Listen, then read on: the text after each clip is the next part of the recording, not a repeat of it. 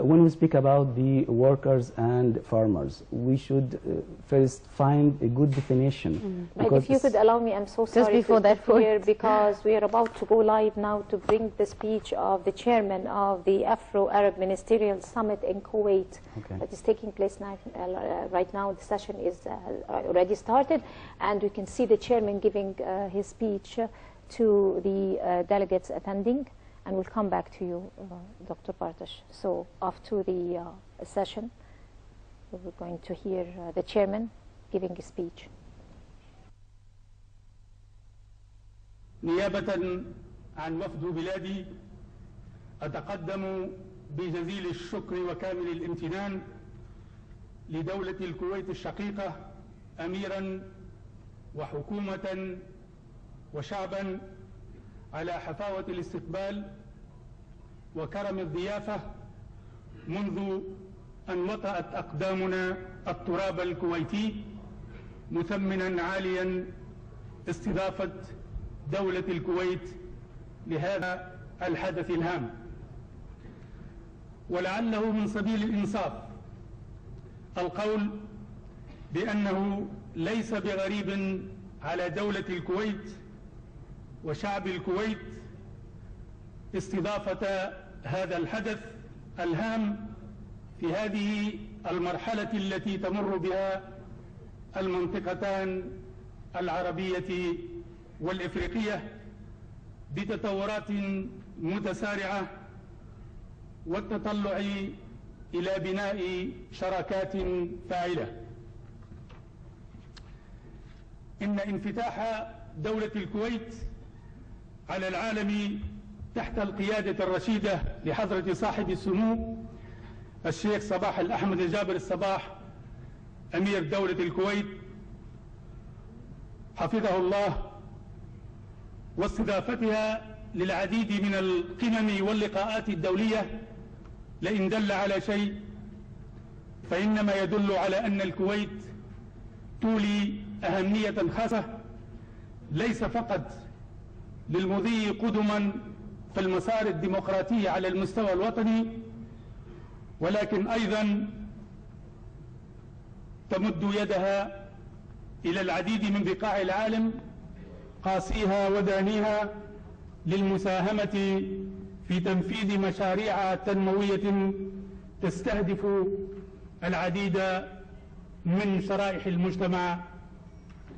كما أنتهز هذه الفرصة لتقديم الشكر وكامل الامتنان إلى معالي السيدة أنكوما زاند لاميني زوما رئيسة مفوضية الاتحاد الأفريقي والفريق العامل معها، ولمعالي الدكتور نبيل العربي الأمين العام لجامعة الدول العربية والفريق العامل معه على كافة الجهود للدفع قدما بشراكة إفريقية عربية واعدة.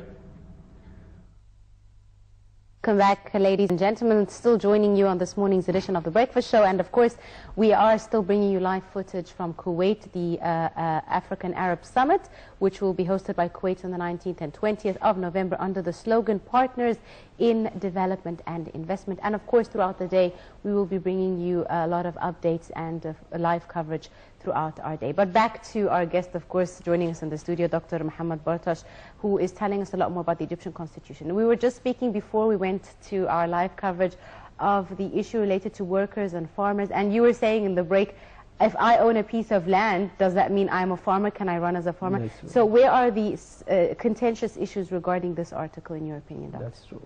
Actually, generally speaking, we are the champion to put titles, put articles, but we fail dramatically when we come to details and definitions. Who is this? When we speak about the quotation or the quote of the woman, it's percentage or numbers, and it has to be related to the parties, because if there is any percentage that should go into the parties, I mean, say when we construct our agenda or the number of people participating, etc. I mean, say there are some details that should not be imposed on the constitution. Otherwise, constitution will become one day as laws. I mean, say we'll have hundreds of laws, and this is going to be our constitutions. And again, conflict, contradiction, etc. From my point of view, we should be more simple than this. When it comes to constitution, should be more simple, just to go for the main points that overwhelm and direct the framework of Egypt. The identity of Egypt, this is very important, and the where we are going to. This is the main issue that we have to concentrate when it comes to constitutions. But in the meantime, we speak about constitution, we give it too much importance. Of course, it's a very important step, as we mentioned before, for the roadmap. But in the meantime, is this fulfilling the aspiration of people? The constitution is fulfilling the aspiration of people. If I say today, no, my answer is no. Because people, I mean, speak about people, Egyptian people, majority, not only the elites or people living in certain areas in Cairo, Alexandria, etc. I mean, speak about Egypt, 90 million persons living in this country. No. We have a problem of traffic, as you mentioned, during the pause. We have the problem of poverty. We speak about 23% of Egyptians are under the poverty level, and 24% are just touching the level of poverty. It means that we are going into 50%. We speak about country with 40% of illiteracy. This is the main issue. Again, education is the main issue that we have to really reinforce when we speak about constitution, when we speak about laws, the application of the constitutions and laws. We have to focus on this important issue, which is education, education, and education. Not more than this. When we speak about politics, is education, traffic is education, family is education, everything around us is education. If we don't reinforce this problem in Egypt, we don't support everywhere during the campaign, media, some laws, the government to focus on this, etc. Otherwise, we're just spending time, effort for nothing, because we have more than 40% are illiteracy in Egypt. Right. Very quick, because we only have 1 minute to go. I wanted to ask you about the role of Al-Azhar. I'm not sure if this is going to we have 1 minute to take it all, elaborating on that, but if you could do it, that would be excellent. Well, that's very interesting, but as you said, 1 minute is not enough. But we are so happy to have Al-Azhar in Egypt, really. In the constitution, I mean. In the constitution, of course. The representative of Al-Azhar in the constitution, and people from Al-Azhar that interfering in the constitution, that's extremely positive issue. When it comes to Article 3, the freedom, and this is a great, let's say, issue in the constitution, which comes to freedom of worship. And of course, Al-Azhar interference, yes, when it comes to Christianity, Jewish and Islam, yes, but not other than this. I say the interference of Al-Azhar is completely positive and can retain and control the extremists in Egypt. Unfortunately, we're running out of time. Dr. Mohamed Bartash, the political analyst and writer and journalist, would like to thank you very much.